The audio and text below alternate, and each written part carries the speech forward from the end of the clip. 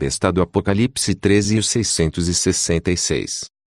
No estudo anterior identificamos o remanescente fiel de Deus sob o símbolo da mulher vestida de sol, mas vimos em estudos anteriores que há uma luta entre Cristo e Satanás, e que este último tem seus instrumentos pelos quais atua. Apocalipse 16, 13 e 14. Tomando em conta que Paulo diz que os instrumentos do anticristo se disfarçam como apóstolos de Cristo e como ministros de justiça, 2 Coríntios 11, 13 a 15. Porque tais falsos apóstolos são obreiros fraudulentos, transfigurando-se em apóstolos de Cristo. E não é maravilha, porque o próprio Satanás se transfigura em anjo de luz. Não é muito, pois, que os seus ministros se transfigurem em ministros da justiça, o fim dos quais será conforme as suas obras. Devemos esperar uma surpresa quase incrível ao descobrir quem é o anticristo. Tão incrível que só o identificamos porque Deus tira o disfarce. Mas, se algumas destas descobertas nos são dolorosas, recordemos que o Senhor atua como cirurgião que só fere para salvar. Por isso é que Jesus disse que suas profecias estão destinadas a dar-nos mais fé. João 14, 29. Eu vos disse agora antes que aconteça, para que, quando acontecer, vós acrediteis. Os comentários católicos das Bíblias do Pontifício Instituto Bíblico de Roma e de Jerusalém sobre Apocalipse 13, 1, 2 e 17, 1 e 3. Informam que os 7 montes identificam a cidade de Roma.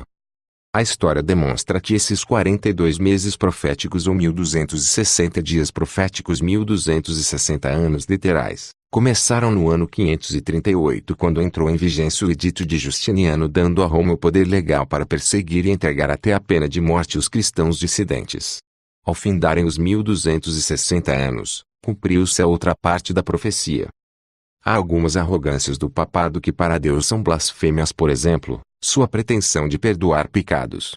Depois da ascensão de nosso Senhor Jesus Cristo, Pedro deixou bem claro que ele, Pedro, não tinha poder para perdoar pecados, que essa é a atribuição de Deus. Atos 8, 20 a 23. Evidentemente ele conhecia o princípio bíblico de que só Deus tem poder de perdoar pecados e que, quem pretende fazê-lo, blasfema. Marcos 2, 7. Outros exemplos. Ao fazer-se chamar Santo Pai, adotou um nome que corresponde a Deus. Jesus: a ninguém sobre a terra chameis vosso Pai, porque só um é vosso Pai, aquele que está no céu. Mateus 23, 9. Proclama ser cabeça da igreja, usurpando assim a função de Cristo, que é o cabeça do corpo da igreja. Efésios 5, 23. Também aceita homenagens que na Santa Bíblia são um ato de adoração que corresponde só a Deus. Referimos-nos à prática de ajoelhar-se ante o Papa. Pedro proibiu a Cornélio que o fizesse por considerar-se, Pedro, um mero ser humano. Atos 10, 25 e 26. Note que o santo anjo de Deus, apesar de ser superior a um santo apóstolo, proibiu a João que se ajoelhasse diante dele, explicando-lhe que isso era um ato de adoração que só corresponde praticar perante Deus. O homem da iniquidade, o filho da perdição, a ponto de sentar-se no santuário de Deus ostentando-se como se fosse o próprio Deus. 2 Tessalonicenses 2, 13 e 4. Ninguém de maneira alguma vos engane, porque não será assim sem que antes venha a apostasia, e se manifeste o homem do pecado, o filho da perdição, o qual se opõe e se levanta contra tudo o que se chama Deus ou se adora, de sorte que se assentará como Deus no templo de Deus, querendo parecer Deus. Por isto é ele o anticristo. Anticristo quer dizer que se põe no lugar de Cristo e também se opõe a Cristo. 2. Uma oficial do papado é o latim, a língua dos romanos.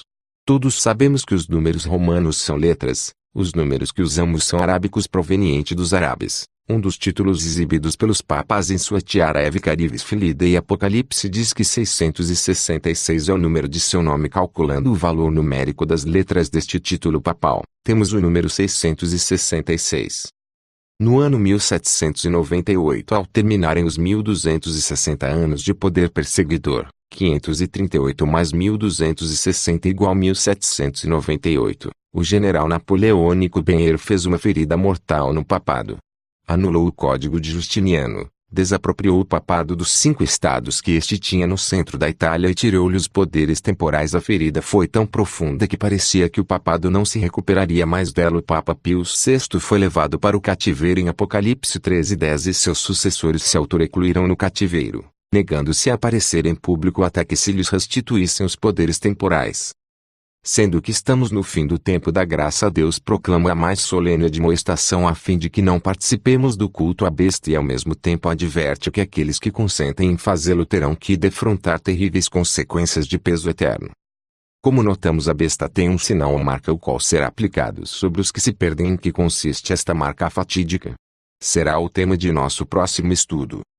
Mas agora veja o contraste entre os seguidores da besta e o fiel remanescente do Senhor, que apresenta a última parte da mensagem do terceiro anjo. Aqui está a perseverança dos santos, os que guardam os mandamentos de Deus e a fé em Jesus. Apocalipse 14:2. Ficamos por hoje, mas na próxima teremos mais. Não esqueça de comentar e compartilhar o nosso links para os seus amigos. Ative as notificações para não perder nada e muito obrigado por assistir. Até a próxima, galera.